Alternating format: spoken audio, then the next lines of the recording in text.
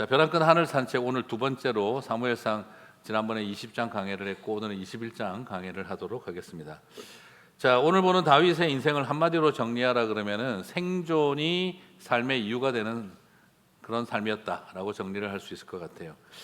글쎄 뭐 살아야 할 명분과 이유를 찾기도 어렵고 오직 죽지 않고 살아남아야 한다는 그 절박함만이 오히려 살아가는 삶의 이유가 되어버린 모습이었습니다. 참 만약에 우리가 그렇게 살아간다면 꿈도 없고 희망도 없고 그냥 살기 위해서 산다라고 한다면 그 삶은 참 고단한 삶이다라고 말할 수가 있겠지요. 실제로 다윗의 삶은 한때 화려했던 영웅이었으나 참 고단한 일생을 보내었습니다. 그러면 그의 인생을 가장 그렇게 극한으로 몰아간 사람은 누구였을까요? 골리앗? 블레셋? 외부에서 찾을 수도 있습니다만 그의 삶을 가장 극한으로 몰아간 사람은 우리가 알고 있는 것처럼 사울 왕입니다. 그러나 사울 왕이라고 할 땐 되게 멀리 느껴지는데 사울 왕을 이렇게 표현하면 어떨까요? 가장 친했던 친구의 아버지, 사랑하는 아내의 아버지, 자신의 장인이었던 사람. 자, 우리는 사울 왕이라고 할 때는 마치 다윗과 먼 거리감을 가진 사람처럼 느껴집니다만 그러나 사울은 사실은 어떤 사람입니까? 내 평생에 유일한 우정을 나눈 친구의 아버지, 나를 사랑한 여인의 아버지, 그리고 놀랍게도 내가 아버지라고 불렀던 장인이었다라는 것이죠. 사실 다윗의 인생은 참 그랬습니다. 왜냐하면 다윗은 자신의 인생을 노래할 때 내 부모는 나를 버렸으나 여호와는 나를 영접하시리니, 사실 실제로 다윗의 아버지는 다윗을 그렇게 좋아하지 않았습니다. 사무엘이 집에 사무엘이 신방 온다, 이 집안의 아들들을 보겠다라고 신방 온다고 했을 때 아버지는 너는 양을 치고 있으라고 들판에 내보내 버렸습니다. 무슨 뜻일까요? 내놓기 부끄럽다 이 말입니다. 너는 내 아들 중에 자랑거리가 아니다 이런 뜻인 거죠. 부모 아버지 복도 없는 다윗은 참 장인 복도 없는 참 처절한 외로운 사람이었습니다. 형제들은 그를 시기했고 그럼에도 불구하고 처남집에 가서는 장가 가서는 그 집에서 최고의 우정 어린 친구를 얻었으니 하나님이 나를 보상해 주시나 싶었으나 역시 아버지 복도 없는 내가 장인 복이 있겠나 싶을 정도의 절망스러운 경험을 사울을 통해 하게 됩니다. 결국에는 뭘까요? 사울은 어떤 존재냐? 내 인생의 가장 아름다운 우정을 경험하게 해주었고 사랑하는 여인을 만나게 해주었으나 모든 사랑과 관계를 끊어버리게 만들고 원수되게 만든 사람이 사울이었다 하는 것입니다. 참 다윗의 인생에서 사울은 참 독특한 존재입니다. 사울이 없었더라면 우정도 사랑도 경험하지 못했을 것이고 사울이 없었더라면 참 행복하게 살 수도 있었을 텐데 모든 것의 근원이 되었던 사람이죠.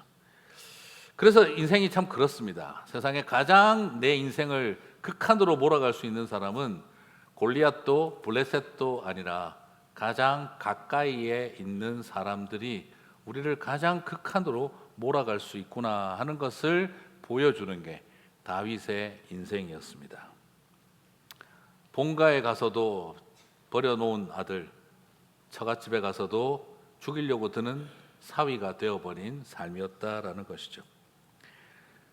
어쩌면 우리들의 삶에서도 마찬가지가 아닐까 싶습니다. 때로는 내 인생에 가장 힘들었던 사람을 떠올리면 멀리 있는 사람들이 아니라 가장 가까이에 있었던 사람들이었다 할 때가 있습니다. 그래서 천생연분인 줄 알았더니 팽생왼수라는 걸 알게 되어지기도 하고 우리의 삶 속에서 내가 낳은 자식인지 내가 낳은 정말 원수인지 때로는 그럴 때도 있고 나를 낳아주신 은인인지 아니면은 왜 나를 태어나게 하셨는지 싶은 그런 절망들이 우리의 마음속에 있게 되는 것이죠. 저희 아버지도 늘 그런 이야기를 자주 하셨습니다. 저희 아버지 어머니는 추석날 아침에 만삭의 몸으로 저희 어머니는 집에서 쫓겨나셨기 때문이죠. 예전에도 한번 말씀드렸는데 더 자세한 이야기를 알고 싶으면 우술초를 오시기 바랍니다. 네. 그러나 정말 저희 어머니는 만삭의 몸으로 추석날 아침 어린 저를 데리고 이미 벌써 아이 하나를 할머니의 그 무거운 폭압적인 분위기 때문에 애 하나를 먼저 치워야 했던, 그래서 저와 제 둘째 여동생 사이에는 아들 하나가 더 있었을 텐데 강제 유산을 요구하는 할머니 때문에 애를 치워야 했던 아픔을 저희 어머니는 가지고 계셨고, 그리고 그 둘째를 데리고 결국에는 뱃속에 만삭인 상태에 추석날 아침에 쫓겨나셨습니다. 그때 저희 아버지는 그 분노를 가슴속에 그날을 잊지 않으려고 가지고 있는 돈 탈탈 털어서 흑백 사진 시절에 칼라 사진을 찍어서 아버지는 저를 옆에 어깨 위에 걸치고, 그리고 제임스 딘 같은 머리를 하시고 담배를 꼬나물고, 저희 어머니는 만삭의 몸으로 시커먼 얼굴로 지쳐서 그 시외버스 터미널에서 찍은 사진을 가지고 계셨습니다. 가슴속에 남아있었던 그 상처와 그때 그 트라우마와 분노를 저희 아버지 어머니도 참 씻어버리기가 어려웠던 시절이었죠. 그때 저희 어머니가 저한테 나중에 그 사진을 보면서 이야기를 해주셨던 것이, 태어나는 너 뱃속에 있는 네 동생, 그리고 이 세상 보지도 못하고 죽어간 둘째까지, 그때 나는 그런 시집 생활을 하면서 나는 꿈을 갖고 산 것이 아니라 내 새끼들과 살아야 한다는 절박함밖에 없었다. 내일에 대한 희망이 있어서 산 것이 아니라 살아있고 숨 붙어 있으면 내일이 있을 것이라는 소망으로 살았던 때였다. 저희 어머니의 그 말이 저한테는 굉장히 오랫동안 큰 충격이었습니다. 내일에 대한 희망이 있어서 살았던 것이 아니라 살고 숨 붙이고 살아가다 보면 내일도 있겠지 하는 마음으로 그때 버텼다라고 이야기를 하시더라고요. 참 그것이 저희 어머니에게도 고통이었고, 그리고 그 이야기를 들을 때마다 저는 참 마음에 여러 가지 일들이 있었습니다. 더 알고 싶으신 분들은 우술초를 오시기를 바랍니다. 참 사람에게는 돈이 왼수죠. 열심히 살았지만 나중에 또 비슷한 일이 한번 있었습니다. 아버지가 열심히 돈을 벌었지만 다 망하고 난 다음에 집을 떠날 때, 그때 결국에는 재기하기 위해서 선택했던 방법이 저 김해 장유, 그 당시에는 완전 깡촌이었던 그 어딘가에다가 냉동 창고 하나 짓고 거기서 살아남으려고 마지막 재기를 몸부림을 치셨습니다. 그때 더 이상 같이 살 수가 없었기 때문에, 그리고 아버지는 저희들을 불러서 그 창고 옆에 허름한 그 사무실 겸 그냥 뭐 말이 좋아서 오피스텔이지, 그때 우리는 그냥 완전히 창고였죠. 조그마한 창고 하나 슬레이트 지붕 얹고 그렇게 있던 그곳에서 가족들과 저녁 식사하고, 그리고 그 다음날 그날 잘 자고 아침에 저는 고등학교 앞에 자취방으로, 그리고 여동생은 외갓댁의 외할머니 집으로, 그리고 막내 여동생은 데리고 그 김해 장유에서 아버지가 살아가기로 결심을 했습니다. 그래서 그날 아침 시외버스 터미널에서 또 저희들을 보내면서 아버님은 더 이상 말을 못하고 돌아서서 혼자 걸어가시며 우셨고, 어머니는 저희들을 끌어안으면서 그 이야기를 하셨어요. 1년만 참아라, 1년만 고생하자. 이제 고3이 된 병주, 너한테 참 미안하구나. 우리 아들 잘해야 된다, 잘해야 된다. 그러면서 저를 꽉 안아주시던 어머니가, 그래서 그 앞에서 눈물을 흘릴 수가 없어서 괜찮아요, 걱정하지 마세요, 잘할 수 있어요 하고 여동생 손잡고 시외버스를 타고 부산으로 들어가던 기억이 납니다. 그때 여동생과 함께 차 안에서 참 많이 울었던 기억이 있습니다. 내일의 희망을 품고 오늘을 살아간다 하는 것이 아니라 숨 붙어 있고 살아가다 보면 내일도 있겠지 하는 마음으로 살아야 할 때가 있습니다. 바로 다윗의 삶이 그런 상태였습니다. 하나님의 나라를 위해, 하나님의 영광을 위해 하나님이 통치하는 세상을 만들겠다 하는 그런 비전이 아니라 뭐 하려고 내 머리에 기름을 부어가지고 이 꼴을 당하게 할까 할 만큼 숨만 붙어 있으면 내일도 있겠지 하는 마음으로 다윗은 살아내어야 했던 상태였습니다. 그러나 하나님은 정말 그럴 때 어디에 계셨을까 질문이 생길 정도인데, 오늘 우리는 이 이야기를 살펴보면서 사무엘상 21장에 살기 위해 이렇게까지 해야 되나 하는 삶을 겪어야 했던 다윗의 이야기를 통해 우리 자신의 삶의 이야기를 살펴보고, 그 속에서도 우리를 찬송케 하시는 하나님을 오늘 저와 여러분이 만나게 되시기를 주님의 이름으로 축복합니다. 자, 첫 번째 오늘 사무엘상 이야기는 그거에게 있어서 두 번에 걸쳐서 내가 살기 위해 이렇게까지 해야 되나 하는 일을 그는 두 번 경험합니다.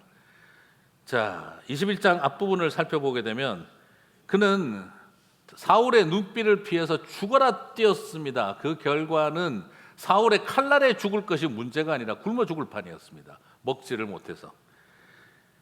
사무엘상 21장 2절을 봅니다. 다윗이 제사장 아히멜렉에게 이르되 왕이 내게 이를 명령하고 이르시기를 내가 너를 보내는 것과 내게 명령한 일은 아무것도 사람에게 알리지 말라 하시기로 내가 나의 소년들을 이러이러한 곳으로 오라고 말하였나이다. 이게 무슨 말이냐 그러면 아히멜렉이 물어보는 거죠. 당신은 대장군이고 우리 민족의 영웅인데 아니 왜 이렇게 초라한 몰골로 혼자 이렇게 소수로 이렇게 도망다니고 밥도 못 먹고 계십니까? 그러자 그가 거기서 만약에 내가 지금 사울 왕에게 죽을 판이니 그래서 내가 지금 도망가고 난민으로 지금 되어지고 있습니다 라고 말을 한다면 영모를 도왔다고 해서 제사장도 죽을 수 있고 자기 자신도 그 사람에게 죽을 수도 있고 여러 가지 복잡한 생각이 드니 거짓말을 한 것이죠. 나름 그랬겠죠. 나도 살아야 하고 제사장도 살아야 된다. 모르고 밥을 줬다 그러면 이 사람도 죄가 없을 거니까. 참 다윗도 순진했죠. 권력의 속성을 알지 못한 채 그렇게 하면 되겠지 싶어서 거짓말을 합니다. 그냥 뭐 여러 가지 설명할 수 있습니다만 다윗은 살기 위해 거짓말을 합니다. 제사장을 속입니다. 그리고 얼마나 그가 배고팠는지 그의 말하고 있는 모습을 보고 있으면 지금 뭐 위대한 비전이고 하나님 나라를 향한 꿈이고 이런 거 하나도 안 보이고 살기 위해 몸부림치는 거린의 모습처럼 보입니다. 사무엘상 21장 3절을 봅니다. 무엇이나 있는 대로 내 손에 주소서 하니 얼마나 배가 고픈지 제발 내 손에 뭐라도 먹을 것이 있으면 하나라도 지어주십시오 하는 그의 모습 속에서는 어떤 특별한 임무를 가지고 비밀스럽게 움직이는 군사의 모습이 아니라 그냥 먹고 살기 위해 몸부림치는 거린의 모습만 보입니다. 왕의 은밀한 명령을 수행하는 특임대의 모습, 대장군의 모습도 영웅의 모습도 보이지 않습니다. 그냥 사흘 굶어서 함께 따라온 젊은 병사들 살려야 된다는 생각 때문에 먹을 게 있으면 내 손에 뭐라도 좀 쥐어주십시오 하는 그의 모습 속에는 절박함만 보일 뿐입니다. 그리고 또한 제사장은 먹을 것이 딴 건 없고 하나님에게 바쳤던 거룩한 떡만 좀 있는데 그 진설병이라도 먹어야 됩니다. 그럼 먹으려면 사흘간은 여자와 구별된 성별 의식을 거쳐왔어야 되는데 괜찮으시겠냐고 물어봅니다. 근데 그때 그가 하는 말을 보면 별소리 다 합니다. 사무엘상 21장 6절 제사장이 그 거룩한 떡을 주었으니 거기는 진설병 곧 여호와 앞에서 물려낸 떡밖에 없습니다. 이 떡은 더운 떡을 드리는 날에 물려낸 것이더라. 여러분 거룩한 떡이긴 한데 그럼 거룩한 떡이니까 최고의 고급스러운 떡이겠지 싶은 생각이 들 수 있죠. 그런데 최고의 고급스러운 떡도 사막에 일주일 놔두면 어떻게 될까요? LA의 제일 고급스러운 떡집이 어디입니까? 제가 어딘지 잘 모르겠습니다만 그 떡집에서 떡을 가지고 와서 우리 페리오에 일주일 딱 놔두고 드시라 그러면 드실 분 아마 없으실 겁니다. 그렇죠? 아무리 고급진 떡을 가져왔다라고 해도요 일주일 동안 하나님 앞에 드리고 났다면 최고의 품질을 자랑하는 떡이라고 해도 일주일 공기 중에 노출된 상태로 지나고 났으면 그건 돌덩어리입니다. 돌덩어리. 그런 상태에 있는 것밖에는 나오지가 않습니다. 사흘간 성별되어야 된다고 이야기를 하는데 다윗이 21장 5절에 말합니다. 다윗이 제사장에게 대답하여 이르되 우리는 참으로 3일 동안 여자를 가까이 하지 아니하였나이다. 내가 떠난 길이 보통 여행이라도 소년들의 그릇이 성결하겠거늘 하물며 오늘 그들의 그릇이 성결하지 아니하겠나이까 하며 무슨 말입니까? 사흘 동안 밥도 못 먹고 뛰었는데 여자를 가까이 할 시간이 있었겠습니까?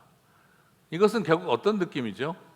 거룩하게 성별한 삶이 아니라 살기 위해 밥도 못 먹고 도망 다녔는데 여자를 가까이 할 수가 있었겠느냐 하는 말 속에서는 엄청난 자괴감과 현실의 초라함이 그대로 묻어나는 대목입니다.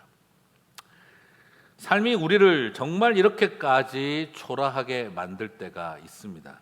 살기 위해 거짓말을 해야 하고 살기 위해 자신의 밑바닥을 다 드러내어야 할 때가 있죠. 오늘 우리의 삶 속에서 나는 왜 이렇게까지 살아야 되는가 하는 그 절망들이 우리를 밀려오게 하고 그 상처가 우리를 사로잡을 때가 있습니다. 참 돈이 왼수죠. 지금도 생각을 해보면 그런 생각이 듭니다. 그렇게 망해버린 저희 아버지가 또 잘못을 하신 게 하나 있었어요. 남들에게는 돈을 빌려주고 받지 못해서 오히려 피해자이면서도 외삼촌, 외숙모, 이모들에게는 돈을 빌려놓고 갚아주지 못한 가해자가 되고 말았어요. 그래서 명절이 되면 어떻게 할 수가 없는 겁니다. 그래서 그래도 아무리 오히려 외삼촌에게, 이모에게 돈도 갚아드리지 못한 죄인이 되었으나 가서 얼굴 볼 면목은 없으니 저희들 셋을 보내신 거죠. 그래서 외할머니, 외할아버지 집이 있는 그 동네에 한 2블럭 떨어진 곳에 가셔서 그 골목길에 아버지 어머니는 서 계시고 병주야 애들 데리고 가서 세배라도 하고 와라. 그렇게 하면 여동생들은 우리가 왜 가야 되느냐, 우리 가면 너무너무 힘든데 못 가겠다 하는 거를 제가 데리고 그 외가댁으로 들어갑니다. 들어가면 윷놀이하고 또 옆에선 막 또 고스톱 치시면서 왁자지껄하고 그렇게 행복한 웃음소리가 넘치다가 저희 셋이 나타나면 외가댁이 조용해집니다. 그리고 나서 올라가서 외할아버지 외할머니에게 세배드리고, 그리고 이모님 그리고 외삼촌 그분들에게 세배를 드리고 있으면 옆에서 그렇게 물어보십니다. 네 애미 애비는 살고는 있나? 저는 그 이야기 들을 때마다 죄송합니다. 그리고 나올 때 그분들은 저에게 그래도 밉지만 저희들을 바라보면서 애들에게 주실 세뱃돈이 아닌 엄청난 돈을 저희들 손에 세뱃돈으로 쥐어주시죠. 그 돈을 받으면 기쁘고 행복한 것이 아니라 그 부끄러움과 미안함이 얼마나 어린 저의 마음을 괴롭혔는지 모릅니다. 한 번을 갔다 오고 난 다음 여동생들은 그 다음부터는 안 들어간다고 대문 앞에서 싸우고 저를 붙들고 못 들어간다고. 제 평생 그래서 처음으로 여동생들 뺨을 그때 다 때렸던 때가 그때가 처음이었던 것 같아요. 세상에 여자를 때리는 인간만큼 비겁한 인간이 없다, 늘 그렇게 생각을 하면서도 그날 여동생을 처음으로 제가 처음이자 마지막으로 때렸던 기억이 납니다. 나중에 그래서 세뱃돈을 받고 나서 아이들한테 돈 다 내라, 그래서 제가 돈 챙겨서, 그래서 아버지 어머니 계신 그 골목길로 오면 그 전봇대 밑에 아버지가 피다가 던져놓은 담배꽁초가 한 갑 정도 쌓여 있는 것을 느껴질 정도입니다. 그래서 어머니 옆에 가방에다가 받아온 세뱃돈 찔러 넣어드리고 할머니 할아버지가 주셨다고, 그러고 나면 저희 어머니는 그냥 저희들 부둥켜 안고 미안하다 이 말만 하셨죠. 내가 도저히 갈 수가 없다, 나도 보고 싶은데 미안해서 못 가겠다, 근데 너희들이라도 안 보내면 또 관계가 끊어질 것 같아서 미안하구나, 우리가 살기 위해서 이 집까지 해야 하나, 그 이야기를 할 때마다 저는 여동생들하고 아버지 어머니 생각해서 우리가 한 번만 더 참자, 그러면서 추석과 설날에는 그렇게 외가댁을 방문했던 기억이 있습니다. 때로는 살기 위해서 이렇게까지 우리가 해야 하라. 그리고 저 어느 틈에 몇 번을 갔다 오고 난 저는 외가댁 앞에 가면 오늘 좀 더 주셨으면 좋겠다, 그래야 한 달 더 먹을 수 있는데, 외가댁에 가서 남는 음식 가져오는 거 저 맨날 싫어했습니다. 뭐 하려고 그런 거 어머니 자꾸 전 같은 거 챙겨오냐고. 왜요? 일주일 내내 그거 똑같은 거 먹어야 될 거 짜증이 나서 저는 못 가져오게 했거든요. 그런데 망하고 나니 주시는 거 다 챙겨서 손에 쥐고 있는 제 모습을 보게 되더라고요. 앞으로 일주일은 먹겠다 하는 생각이 드는 거죠. 때로는 우리의 삶 속에 이렇게까지 몸부림치며 살아야 하나 싶을 때에도 하나님은 저와 여러분을 바라보시면서 이런 제사장에게 거짓말하는 거짓말쟁이라고 말씀하시기보다 살려고 몸부림치는구나 하고 주님은 저와 여러분을 그렇게 보고 계실 줄 믿습니다. 살기 위한 그의 몸부림은 이거 하나로 끝나지 않았습니다. 제사장에게 거짓말하며 몸부림쳤던 그의 삶은 이제 가드왕 아기스 앞에서 그가 미친 척하는 삶으로 이어지게 됩니다. 그는 살기 위해서 사울로부터 살기 위해 도망을 갔는데 가드 왕에게 도망을 갑니다. 사무엘상 21장 10절. 그날에 다윗이 사울을 두려워하여 일어나 도망하여 가드 왕 아기스에게로 가니. 가드 왕 그런 동네가 있겠지 싶지만 여러분 이미 가드가 어딘지 알고 계십니다. 여러분 가드가 어느 땅이냐? 바로 다윗이 죽인 골리앗이 가드 출신입니다. 그러므로 소위 말해서 다윗이 민족의 영웅이 되었던 골리앗을 죽인 그 골리앗의 고향, 그게 군대 대장으로 있었던 곳이 가드라는 블레셋이었습니다.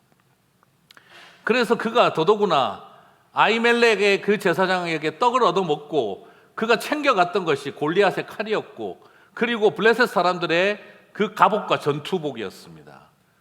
그것들을 입고 그쪽으로 뛰어간 거예요. 왜? 그러면 속일 수 있으니까. 그들의 군장비를 가지고 골리앗의 칼을 들고 블레셋 사람들의 군복과 갑옷을 입고 가면 속일 수 있으니까. 그래서 살기 위해 적국의 가장 강력한 대적자의 나라로 뛰어간 것이죠. 표현하자면 뭐라고 해야 되겠습니까? 열심히 독립운동하다가 살기 위해서 일본 군대로 뛰어갔다는 말과 지금 똑같은 이야기입니다. 살기 위해서 열심히 뛰다가 어느 날 갑자기 북한군이 남한군에 와가지고 남한군인처럼 하고 남한군인이 북한군인처럼 한 것입니다. 살기 위해 내가 이렇게까지 해야 되나 싶은 지경이 오늘 다윗과 그의 동료들이 겪어야 했던 현실이었습니다. 아무도 자신을 알아보지 못할 걸 기대했습니다. 그러나 가드에서 철천지의 원수는 다윗입니다. 그들은 이미 다윗에 대한 정보를 다 꿰고 있었습니다. 심지어 다윗은 대장군이 아니라 벌써 이스라엘의 왕으로 그들에게 여겨지고 있을 정도였습니다. 그들이 알아보지 못하기를 간절히 바랬는데 그들은 옆에서 보고 이게 바로 골리앗을 죽인 다윗이 아니냐, 사울이 죽인 자는 천천히요 다윗이 죽인 자는 만만이라는 그 주인공 아니냐, 이스라엘의 왕 아니냐, 이것이 어떻게 우리 중에 있느냐. 옆에 사람들이 둘러싸기 시작을 하고 소리를 치기 시작을 합니다. 그 순간 그는 살아야겠다는 생각으로 또다시 말도 안 되는 일을 합니다. 부하들 앞에서, 그들 앞에서 대문을 손톱으로 벅벅 긁으며 그적거리고 수염에 침을 흘리며 짐승 같은 소리를 지르기 시작을 한 것이죠. 사무엘상 21장 11절 13절 같이 읽겠습니다. 아기스의 신하들이 아기스에게 말하되 이는 그 땅의 왕 다윗이 아니니까. 무리가 춤추며 이 사람의 일을 노래하여 이르되 사울이 죽인 자는 천천히요 다윗은 만만히로다 하지 아니하였나이까 한지라. 다윗이 이 말을 듣고 그의 마음에 두고 가드왕 아기스를 심히 두려워하여 그들 앞에서 그의 행동을 변하여 미친 채 하고 대문짝에 그적거리며 침을 수염에 흘리매. 여러분, 제가 예전에 한번 해봤습니다. 해보니까 가관이었습니다. 여러분 오늘 꼭 집에 가셔서 한번 해보시기를 부탁드립니다. 오늘 집에 가서 화장실에 긁으시면서 이상한 소리를 지르면서 침 한번 질질 한번 흘려보시면서 그 카메라로 한번 찍어보시기 바랍니다. 이거 정말 못 볼 꼴입니다. 이게. 서로 부부간에 찍어주시기 바랍니다. 인생에 남을 말씀을 적용해본 귀한 경험이 되실 거예요. 얼마나 그가 대단하게 했는지 가드왕 아기스가 짜증이 여기까지 올라왔습니다. 사무엘상 21장 14절 15절을 보니 아기스가 그의 신하에게 이르되 너희도 보거니와 이 사람이 미치광이로다. 어찌하여 그를 내게로 데려왔느냐. 내게 미치광이가 부족하여 너희가 이 자를 데려다가 내 앞에서 미친 짓을 하게 하느냐. 이 자가 어찌 내 집에 들어오겠느냐 하니라. 가드왕 아기스는 역겹고 혐오스러워서 쳐다보고 싶지도 않을 만큼 다윗이 망가진 거예요. 여러분, 이걸 보고 있으면 블레셋 사람들도 어이가 없었겠지만 제일 황망했던 사람들은 누구일까요? 다윗 하나 쳐다보고 따라 나온 사람들 아니었겠습니까? 우리의 영원한 군주가 되어 주십시오. 우리의 왕이 되어 주십시오. 우리의 지도자가 되어 주십시오. 그거 하나 믿고 따라온 자신의 젊은 병사들 앞에서 침 흘리고 그적거리고 짐승 같은 소리를 지르고 있을 때 여러분 그 심정이 어땠을까요? 제가 이걸 보고 한번 더 해볼까 싶습니다. 부목사님들 모아놓고 제가 한번 이렇게 하면 어떨까 생각도 한번 해봤습니다. 목회하고 싶지 않을 것 같습니다. 그렇죠? 여러분 오늘 이 상태가 그냥 한번 해볼 만한 일이 아니라 절박함 속에 살기 위해 침 흘리고 소리 지르고 이 짓까지 해야 한다고 생각한다면 차라리 거기서 영웅답게 죽지. 이스라엘의 영웅답게 죽지 그냥. 왜 살아서 돌아가려고 합니까? 하는 소리 나오지 않겠어요? 여기까지 도망와서 이 짓하고 사는 게 무슨 의미가 있습니까? 그냥 죽지 그러셨습니까? 우리 다 같이 죽어도 되는데 차라리 그러고 싶지 않을까요? 그러나 어쩌면 그 자식들, 내 젊은 병사들 살려야겠다는 생각 하나 때문에 다윗은 이 미친 짓을 합니다. 왜요? 그게 리더의 모습입니다. 아버지와 어머니의 모습입니다. 내가 살기 위해 자식들을 미친 채 하게 만드는 것이 아니라 내 새끼들 살리려고 나는 미친놈이 돼도 된다 하는 그 마음이 오늘 이 다윗의 심정이었다라는 것이죠. 나오면서 다윗과 그의 부하들은 어느 누구도 말을 꺼내지 못했을 것입니다.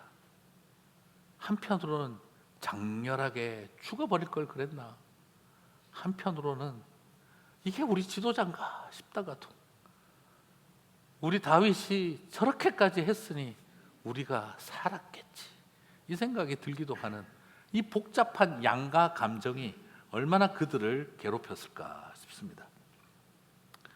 사랑하는 성도 여러분, 이런 일을 겪을 때 우리의 마음속에 쳐들고 올라오는 질문이 있습니다. 울컥하는 분노가 있습니다. 내가 이렇게까지 하며 살아야 하는가 하는 질문보다 더 무섭게 나타나는 것, 내가 이렇게까지 살고 있는데 하나님은 어디 계시는가 하는 것입니다. 뭐 하시는가 하는 생각입니다. 주님은 능력이 있는가, 내 고통을 알기는 하시는가 하는 이 질문이 우리의 가슴을 더 아프게 하는 것이죠. 사실 오늘 이런 일들을 다윗이 왜 다 겪었습니까? 자기가 하고 싶어서 한 일이 아닙니다. 잘 살고 있는데, 양치고 살아가고 있는데 어느 날 괜히 와가지고 내 머리에 기름을 붓더니 너는 이스라엘의 왕이 되리라 하신 건 하나님이 하신 일이었습니다. 사무엘 선지자는 내 머리 위에 기름 부어놓고 돌아가셔서 하나님 품에 가셨고, 나만 남아서 부모에게 버림받고 그렇게 골리앗과 싸우고, 그러면서도 또 이렇게 우정도 잃어버리고 사랑도 잃어버리고 사랑받아야 할 장인에게 죽음을 피하여 도망 다니다가 내가 이 짓까지 해야 되나 하는 지경까지 왔다면 하나님 도대체 어디 계십니까? 하나님 도대체 왜 나를 이렇게 되게 하셨습니까? 라는 질문이 그의 가슴 속에는 남아 있을 수밖에 없습니다. 보십시오, 그래도 나를 보고 따르겠다는 저 젊은 병사들을 끌고 있는 나에게 왜 이런 부끄러움과 수치를, 그리고 그들 앞에 내가 이렇게까지 살아야 합니까? 하나님 도대체 어디 계십니까? 하나님 함께 해주신다고 하지 않습니까? 내가 너에게 맡긴다라고 하지 않았습니까? 네가 하냐 내가 한다 해놓고 다 하나님 하나도 안 하시더만. 이런 생각이 마음속에 끊임없이 일어납니다. 왜 나만 혀가 빠지게 뛰고 사흘 동안 굶어야 하고 미친 척하며 살아야 하고 내 손에 돌덩어리 같은 떡이라도 쥐고 먹이려고 뛰어다녀야 됩니까? 내가 무슨 죄 지었습니까? 때로는 여러분 하나님의 일을 하다 보면 그런 생각 듭니다. 뭐 하려고 나를 선교사로 보내셨습니까? 왜 나를 하나님 그 선교지에 보내셨습니까? 그런데 왜 이런 조롱을 당하게 합니까? 죽어가는 애를 쳐다보고 아무것도 약 하나 쓰지 못한 채 바보같이 쳐다보고 있어야 합니까? 하나님 어디 계십니까? 도대체 왜 나를 여기에 보내셨습니까? 그렇다면 주셔야죠. 왜 내가 사흘을 굶으며 그렇게 뛰어다녀야 하고 당신의 도움을 받지 못해서 사람들 만나면 후원을 요청하고 몸부림을 쳐야 합니까? 그리고 왜 저들은 조롱하며 나에게 끊임없이 미워합니까? 하나님 하신다, 걱정하지 마! 말은 던졌지만 결국은 내가 죽을 고생을 해야 하는 이 현실은 어떻게 설명해야 합니까? 때로는 우리가 분명히 알고 있습니다. 하나님이 분명히 응답받고 시작한 비즈니스입니다. 하나님 앞에 분명히 응답받고 시작한 만남입니다. 하나님에게 분명히 응답받고 선택한 길입니다. 그런데 왜 분명히 응답하셔서 만난 관계인데 이렇게 고통스럽습니까? 하나님이 분명히 응답 주시고 시작한 비즈니스인데 왜 사흘 굶으며 살기 위해 몸부림치고 거짓말까지 해야 합니까? 하나님 분명히 허락한 만남인데 왜 이런 배신을 당해야 합니까? 우리의 가슴 속에 그 섭섭함이 끊임없이 일어납니다. 사랑하는 성도 여러분, 그럴 때 아무리 부르짖어도 하나님께서는 아무 대답이 없는 것 같습니다. 그때 우리가 선택할 수 있는 건 뭐겠습니까? 욥의 아내의 말처럼 하나님을 욕하고 죽으라. 하나님을 욕하고 죽으라. 그 욥의 아내의 말이 가슴에 더 와닿는 것 같은 심정입니다. 사랑하는 사람을 투병 가운데 떠나보내고 그렇게 시작한 비즈니스, 나를 바라보며 따라온 사람들에게 퇴직금도 제대로 두지 못한 채 떠나보내고 다 망해버린 자리에서 혼자 서 있고 나면 도대체 내가 왜 이런 일을 당해야 하는가? 하나님은 왜 나에게 이런 일을 하게 하셨는가? 하는 절망이 밀려오는 것이죠.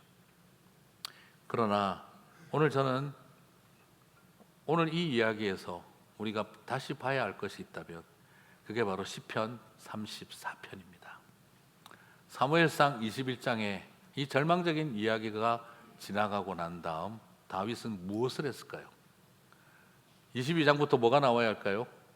그가 하나님을 욕하며 죽었더라 나오든지, 이제는 내가 하나님을 향하여 대적하는 인생을 살겠습니다. 하나도 안 도와주시니 내 힘으로 다 할 겁니다. 두 주먹 불끈 쥐고 내가 어떻게 하든지 살아남아, 하나님은 하나도 안 도와주셨지만 내가 해냈다 할 겁니다 하는 그런 그의 도끼 어린 이야기가 나오는 것이 아니라 사무엘상 21장은 이 이야기 다음에 우리는 시편 34편을 그가 노래했다는 것을 발견하게 됩니다. 사랑하는 성도 여러분, 오늘 저와 여러분에게 이렇게 살기 위해 이렇게까지 해야 하는가 하는 삶을 겪고 난 다음에도 그에게 있었던 시편 34편이 분노 34편, 원망 34편이 아닌 시편 34편이 저와 여러분의 노래 또한 되시기를 주님의 이름으로 축복합니다. 시편 34편 4절 6절을 봅니다. 그는 이 모든 일을 겪고 나서 이렇게 고백합니다. 다 함께 읽겠습니다.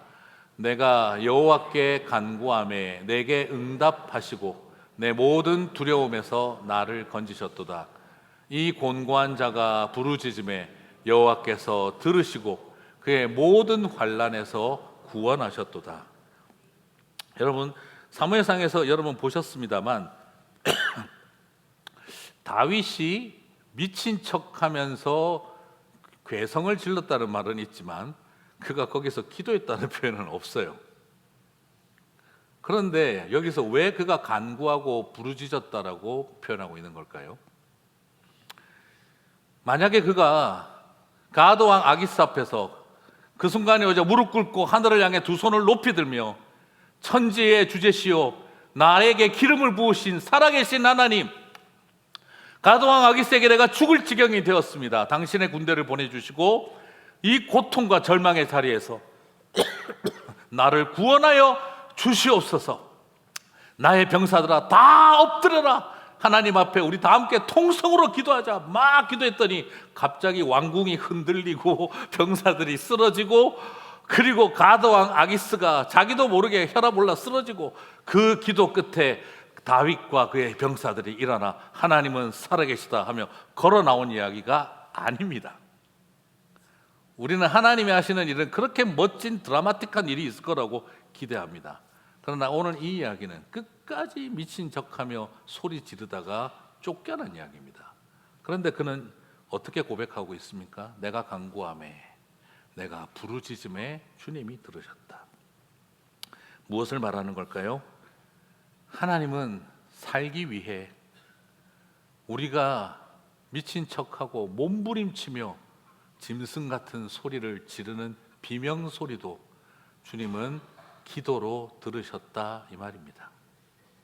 사랑하는 성도 여러분, 저와 여러분이 얼마나 신앙적이고 종교적인 모습을 갖추어서 기도했느냐를 가지고 주님은 참 기도 잘했어요 하시는 분이 아니라 살기 위해 일상에서 미친 짓 하며 소리 지르며 살아가는 우리의 모습을 주님은 저거 봐라 저거 봐라 또 저런다 하시는 분이 아니라 살려고 부르짖는구나 하는 것입니다. 자식 옆에 앉아서 통성기도 했기 때문에 들으시는 것이 아니라 내 새끼 살려달라고 부르짖는 소리를, 의사 붙들고 어떻게 하든지 살려달라고 부르짖는 소리를 주님은 기도로 들으셨다 이 말인 것입니다. 사랑하는 성도 여러분, 이 땅을 살아가면서 저와 여러분에게 위로와 소망은 무엇입니까? 우리가 얼마나 종교적인 신앙적인 형태를 잘 갖추었느냐를 보시는 분이 아니라 주님은 저와 여러분의 절박한 부르짖음을, 몸부림을 기도로 들으시는 분이신 줄 믿습니다. 그리고 또한 한 가지 더 생각할 수 있는 것은, 주님은 여러분 그럴 때 마음속에 뭐가 있겠어요? 막 미친 척하며 그적거리면서 침 질질 흘리면서도 속으로는 어떻게 하고 있겠습니까? 하나님, 나를 따라온 저는 괜찮습니다. 나 하나 쳐다보고 따라온 저 젊은 병사들 죽일 수는 없습니다. 제가 이렇게까지 하면서 몸부림칠 테니 제발 저들을 보시고 살려주십시오. 그의 가슴 속에 있었던 가슴 언어를 주님은 기도로 들으시는 것입니다. 그렇습니다. 하나님은 우리 입술의 언어를 들으시는 분이 아니라 내 가슴의 언어를, 입술로 표현되지 못한 내 가슴의 언어까지 주님은 다 들으시는 줄 믿습니다. 그래서 시편 34편 15절 17절은 다윗은 이렇게 노래하고 있습니다. 같이 읽겠습니다. 여호와의 눈은 의인을 향하시고 그의 귀는 그들의 부르짖음에 기울이시는도다. 의인이 부르짖음에 여호와께서 들으시고 그들의 모든 환난에서 건지셨도다.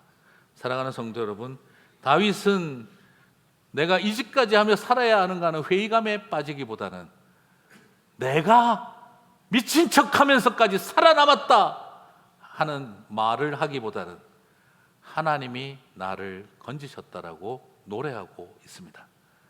사랑하는 성도 여러분, 그 노래가 저와 여러분의 노래가 되시길 주님의 이름으로 축복합니다. 다윗은 고백합니다. 그 이후에 그는 시편 34편 7절 8절을 보시면 그는 이 상황을 이렇게 묘사하고 있습니다. 제가 가장 좋아하는 시편의 표현 중에 하나인데, 여호와의 천사가 주를 경외하는 자를 둘러 진치고 그들을 건지시는도다. 너희는 여호와의 선하심을 맛보아 알지어다. 그에게 피하는 자는 복이 있도다. 여러분, 지금 다윗의 주변을 둘러 진치고 있는 사람들이 누굽니까? 블레셋 군인들입니다. 험악합니다. 우리 종족을 만만이나 죽인 원수가 우리 눈앞에 나타났다. 그들은 전부 다 둘러 진치고 있습니다. 그러나 다윗은 그때 미친 척하면서 그가 본 것은, 자신들의 주변을 둘러싸고 있는 것은 블레셋의 군대가 아니라 하늘 군대가 인캠프 하고 계셨다는 걸 보았던 것입니다. 그리고 또한 여러분, 우리는 하나님을 어떻게 압니까? 하나님 참 선하시다 어떻게 압니까? 우리는 머리로 압니다. 눈으로 압니다. 공부하고 책 읽어서 압니다. 성경을 봐서 압니다. 하나님은 선하시대. 목사님의 설교를 들어서 압니다. 그런데 오늘 다윗은 너무나 놀라운 표현을 쓰고 있습니다. 그 인생의 쓴맛을, 쓰디쓴 맛을 보면서 그는 이렇게 말합니다. 하나님의 선하심을 맛보아 알았다. 사랑하는 성도 여러분, 하나님의 선하심은요, 신학 서적 읽고 성경책 읽고 목사님 설교 듣고 교회 다니는 사람들의 말을 들어서 하나님은 God is good all of time 이렇게 노래방 부르는 게 아닙니다. 하나님의 선하심은요, 맛보아 알 수 있습니다. 인생의 가장 쓴맛을 볼 때 다윗은 나는 하나님의 선하심을 맛보았다라고 합니다. 오늘 저는 이 이야기를 살펴보면서 이렇게까지 하며 살아야 하는가 하는 질문이 생기는 자리에 저렇게까지 찬양할 수 있을까라는 자리로 승화시킨 다윗의 모습을 봅니다. 사랑하는 성도 여러분, 지금도 우리 안에 그 마음이 있습니다. 내가 이렇게까지 하며 살아야 하는가? 그러나 주님 앞에 시편 34편을 노래하며 저렇게까지 찬양하며 감사할 수 있을까? 그 찬양의 자리까지 나아가는 저와 여러분이 되시기를 바랍니다. 벼랑 끝을 걸어가면서 많은 사람들이 이야기합니다. 보면 사무엘상 21장 같은 삶은 모든 성도들이 경험하고 살아갑니다. 그러나 내 인생에 사무엘상 21장은 있지만 시편 34편이 없다면 어떤 걸까요? 혀가 빠지게 고생만 하고 끝나는 것입니다. 그러나 오늘 저는 여러분에게 부탁하고 싶습니다. 사무엘상 21장 같은 인생이 나에게 펼쳐진다 할지라도 시편 34편을 부를 수 있는 아름다운 삶이 있게 하옵소서. 오늘 이것이 저와 여러분에게 주시는 또 다른 위로이고 소망이고 축복일 줄 믿습니다. 그렇습니다. 사무엘상 21장 인생을 경험했다는 게 중요한 게 아니라 그 자리에서 나에게 시편 34편이 있느냐가 더 소중한 우리의 삶을 아름답게 하는 은혜입니다. 저는 그래서 부탁드리고 싶습니다. 사무엘상 21장의 주인공으로 끝나지 마시고 시편 34편의 시인이 되시기를 바랍니다. 고난과 고통을 이기는 힘은 투사의 전투력이 아니라 시인의 감수성입니다. 시인의 감성을 가질 때 우리는 투사의 전투력보다 더 강력한 하나님의 은혜가 우리 안에 나타나게 될 것입니다. 그 은혜를 바라보시게 되기를 바랍니다. 말씀을 오늘 준비하면서 계속 성령께서 제 마음에 지난 교회 여러 교회를 섬기면서 왔던 우리 교회를 섬기면서 만났던 진짜 찬양하는 사람들을 기억나게 하셨어요. 인간적으로는 도무지 찬양할 수 없는 자리, 항암 치료로 머리가 다 빠지고 고통스럽게 지쳐가는 아내의 손을 잡고 와서 앉아서 전능하신 나의 주 하나님은 찬양하던 노 장로님의 모습이 생각납니다. 그분은 양의사였고 서양의학을 공부한 의사였고 그러면서 나중에 동양의학에도 관심을 가져서 한의학까지 하셨던 분입니다. 소위 말해서 양의와 한의를 다 하신 분이셨어요. 그런데 그분이 아내의 마지막 가는 자리에서는 양이고 한이고 뭐고 다 내려놓으시고 청진기도 내려놓고 침도 내려놓으시고 그냥 하나님 앞에 두 손을 들고 전능하신 나의 주 하나님은 능치 못하신 일 없네. 그리고 아버지 이 영혼을 받아주소서 찬양하며 부르시는데 저는 그때 저것이 찬양이구나 하는 생각을 했습니다. 거동이 불편한 남편의 손을 잡고 나와서 어깨에 손을 얹고 들어 올리지 못하는 팔, 그 어깨에 손을 얹고 마비가 와서 들어 올리지 못하는 팔, 그 어깨에 손을 얹고 조용히 손을 들고 찬양하시던 한 권사님의 모습도 생각납니다. 내가 당신을 대신해서 이 손을 들어주리라. 저는 그 찬양의 손을 바라보면서 얼마나 아름다웠는지 모릅니다. 자기 몸조차 운신하지 못하는 장애아이, 엄마가 울면은 패닉에 들어가고 엔자이어티가 터지고 비명을 지르는 걸 알기 때문에 하나님 앞에 울고 싶어도 울지를 못할 때 수건을 꺼내서 입을 틀어막고 기도하던 어머니의 모습도 제가 보았습니다. 그리고 또한 그 부서질 것 같은 힘으로 지치고 부서질 것 같은 몸인데도 주일날 예배에 나와서 제가 우연히 옆에 앉았다가 조용히 손을 들고 찬양을 하시는데 아버지 사랑합니다. 그 찬양 소리를 옆에서 정말 모기 소리 같은 그 소리를 옆에서 듣고 있는데 우리 하나님께서 들으시겠구나 하는 생각이 들었어요. 그때 그 옆에서 기도하면서 하나님 저에게 주셨던 마음은 내가 아직도 너희들의 예배를 받고 너희들의 찬양을 받는 이유는 웅장하고 아름다운 멋진 찬양 때문이 아니라 찬양할 수 없는 자리에서 나를 사랑한다 부르는 바로 그 자매님과의 찬양 같은 소리를 내가 아직 듣기 때문이다라고 저의 마음에 말씀해 주셨을 때 얼마나 큰 은혜를 받았는지 모릅니다. 내가 너희들의 찬양을 예배를 아직도 받는 이유는 장애인들이 몸을 비틀어가며 하나님 앞에 그렇게 영광 돌리고 율동할 때 나는 그것 때문에 너희들의 찬양을 받는다는 것을 잊지 마라 하는 거였습니다. 사랑하는 성도 여러분, 그래서 이 땅을 사랑하시는 주님이 저와 여러분을 사랑하시는 줄 믿습니다. 사랑하는 성도 여러분, 오늘 우리의 삶에 더 이상 할 수 없을 것 같은 자리, 사무엘상 21장의 주인공으로 슬피 고개를 숙이고 떠나가는 사람들이 아니라 시편 34편을 노래하는 시인이 되시기를 바랍니다. 마무리하면서 이야기를 드리고 싶습니다. 우슬초 목고지를 하는 이유는 상처를 끄집어내라고 하는 것이 아닙니다. 당신은 사무엘상 21장의 주인공이라는 것을 가르쳐 주는 것이 목적이 아닙니다. 내 가슴 속에 있었던 그 수많은 거절감과 수치와 부끄러움, 그 아픔들이 시편 34편의 노래가 되는 일을 돕기 위해 그 시간을 갖습니다. 혼자 살려고 발버둥 치며 내가 이렇게까지 해야 했습니까? 하는 그 가슴 속의 분노들이 변하여 노래가 되게 하는 일, 그리고 그렇게 살아온 여러분을 향해 회개하라고 하시는 하나님이 아니라 사랑하는 내 아들아 내 딸아 미안하다 하는 음성을 들으라고, 저는 우리 우슬초 목고지를 갖습니다. 그래서 저는 꼭 그 이야기를 합니다.